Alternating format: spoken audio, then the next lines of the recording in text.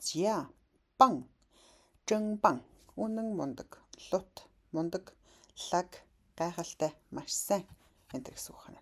За таяг сава гэсэн бас давхар утгатай явдаг. Энэ бол дараагийн левелд гардаг. Тэгэхээр орхилоо. 你今天的表现真棒. Чиний өнөөдрийн тэр үзүүлбэр чинь үнэхээр гайхалтай лаг байлаа.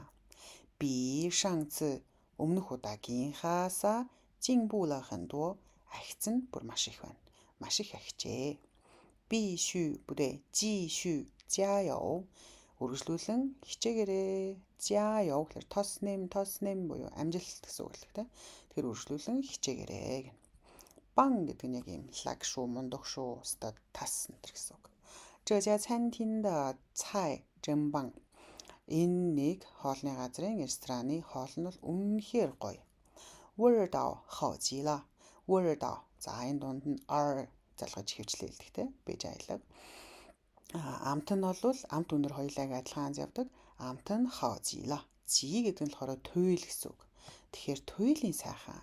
Амт нь бүр үнэхээр сайхан. Туйлын сайхан. 下次我还要带朋友来. Дараагийн удаа би бас нэмээд дай авчирна朋友. Найзаагаа бас авчирч ирэх болно гэнэ. За дахиад жишээ харъя. 他的汉语说的真棒. Тэр хятадаар ярихдаа бүр үнэхээр лаг мундаг. 跟中国人交流. Хятад хүмүүстэй харилцахдаа 完全没有问题. Бүр огтоосоо ямарч тэр чигтээ огтоосоо асуудал байдаггүй. 这个年轻运动员. Энэ нэгэн залуухан тамирчин нь юндун гэхээр спорт, юан гэдэг нь ажилчин тийм ээ. Тэгэхээр спортын ажилтан буюу тамирчин байх нь. Энэ нэг залуухан тамирчин 表现得非常棒. За 表现гэхээр тэр гүйцэтгэл нь тэр үзүүлж байгаа үзүүлбэр нь бол бүр үнэхээр бан, мундаг, лаг, лут юм аа. 赢得了. За 赢гэдэг чинь өөрөө ялах гэсэн үг. Тэгэхээр 赢得了гэхээр одоо сайн зүйлийг олж хүртэж авч байгааг 赢得了гэж хэлнэ. 全场观众的掌声. За 全场гэхээр тэр одоо талбайд байгаа те тэр одоо зрителд байгаа. 观众үзэж харж байгаа яг зрителийг нэлээд байгаа.全场гэдэг нь болохоор тэр талбай дүүрэн буюу газрыг нэлээд байна.